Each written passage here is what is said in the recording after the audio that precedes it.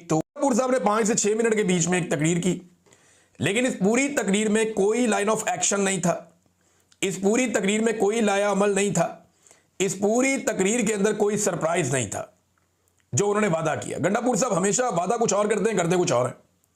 पहले कहा डी चौक जा रहा हूं, निकल गए।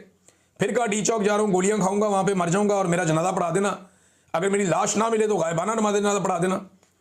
फिर निकल गए, भाग गए वहां से। और अब उन्होंने रात को कहा कि जनाब मैं कल सरप्राइज देने जा रहा हूं, कोई सरप्राइज नहीं दिया, ना कोई लाया अमल दिया गंडापुर ने। असद कैसर साहब की तकरीर बड़ी जानदार थी। उन्होंने यानी ऑपरेशन के हवाले से गंडापुर ने कोई वजाहत नहीं की, कोई खुल के बात नहीं की, कोई सरप्राइज नहीं दिया, कोई बड़ा ऐलान नहीं किया, बल्कि अली मोहम्मद खान साहब ने एक दिन पहले उनके हवाले से जो समा टीवी के ऊपर एक खबर चलाई गई थी कि कोई बड़ा ऐलान मुतवक्के नहीं है जलसे में, वो खबर दुरुस्त साबित हुई कि अली मोहम्मद खान साहब की जो इंफॉर्मेशन थी वो शायद ठीक थी। और एक चीज़ हुई कि आर्मी चीफ से दरख्वास्त की है इमरान खान साहब का मसला हल करने की गंडापुर ने। अब एस्टेब्लिशमेंट के खिलाफ इमरान खान साहब कुर्बानी दे रहे हैं, इनकलाब ला रहे हैं। वो कह रहे हैं मैं मर जाऊंगा, मैं इनके आगे नहीं झुकूंगा।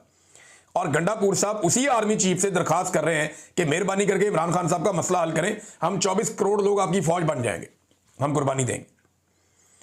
अब ये गंडापुर साहब ने अगर ये मिन्नत तरलाई करना था तो ये जाके वहां पे GHQ में कर लेते या किसी मीटिंग में कर लेते। तो इमरान खान साहब इनकलाब ला रहे हैं, जेल के अंदर, बाहर कहानी कोई और चल रही है और कोई तरतीब ही नहीं।